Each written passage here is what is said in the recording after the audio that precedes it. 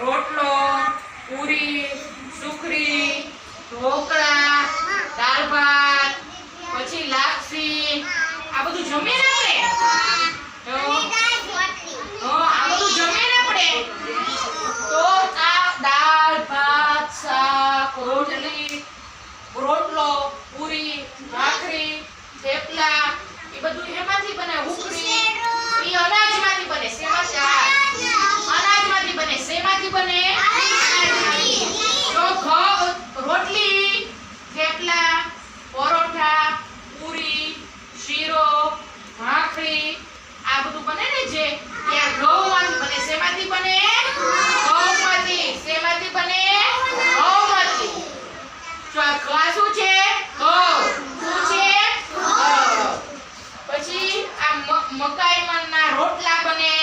આ મકાઈના રોટલા બને. શું બને? મકાઈના રોટલા બને. મકાઈના શું બને? રોટલા. પછી આ છે બાજરો. શું છે? બાજરામાંથી શું બને? રોટલા બને. પછી સરંગિયા બને. એટલે આપણે ઢોકળા બનાવીને એમાં બાજરાનો લોટ નાખે. પછી આ છે ચોખા. શું છે? તો ચોખામાંથી શું બને?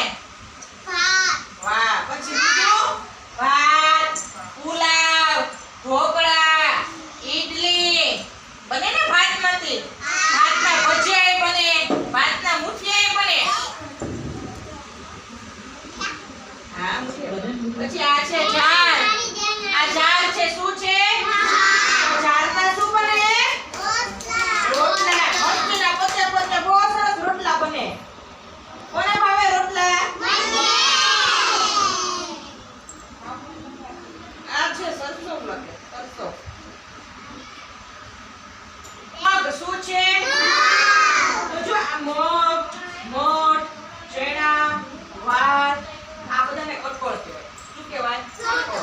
અને આ ઘઉં છે, ચોખા છે, બાજરો છે, મકાઈ છે તો આ બધાને અનાજ કહેવાય. શું કહેવામાં આવે છે? અનાજ કહેવામાં આવે. અને આ મગ, ચણા, ભાત, વટોણા આ બધાને મઠ કહેવામાં આવે છે. શું કઠોળ ખાય તો આપણામાં શું આવે? પ્રોટીન મળે. આપણે શું મળે? પ્રોટીન મળે.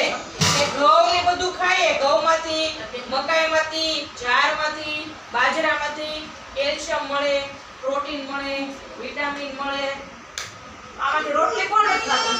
રોટલી કોણ ખાય છે?